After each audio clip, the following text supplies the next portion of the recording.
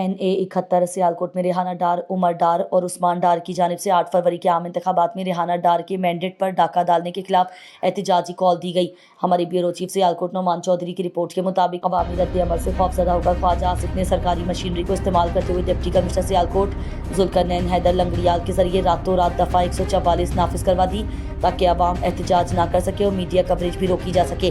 ख्वाजा आसिफ का प्लान नाकाम, सियालकोट की अवाम सड़कों पर निकल आई। सियालकोट की गयूर अवाम ने ख्वाजा आसिफ के इस गैर जमहूरी फैसले को जूते की नोक पर रखते हुए एहतजाजी कॉल पर लब्बैक कहा और बड़ी तादाद में सड़कों पर निकलकर एहतजाज किया। हैरान कुन तौर पर अवाम ने पुरअमन एहतजाज किया, ना कोई तोड़ फोड़ हुई, ना ही किसी किस्म की हुल्लड़बाजी।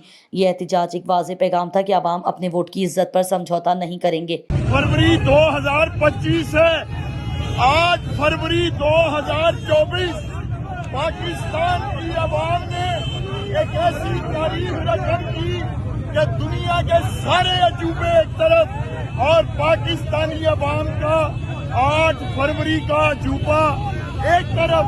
ऐसा कारनामा सर अंजाम दिया पाकिस्तान के आवाम ने क्योंकि इमरान खान और पाकिस्तान तरीके इंसाफ को पाकिस्तान की सियासत से आउट रखने के लिए क्या कुछ नहीं किया गया।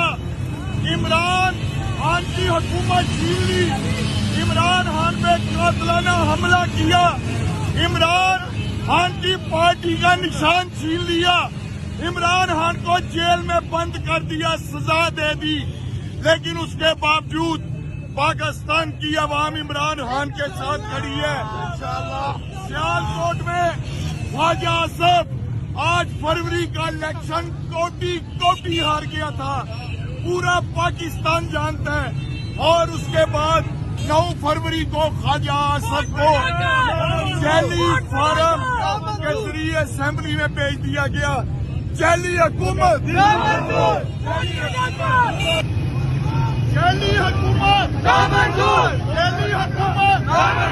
8 फरवरी का जादू वोट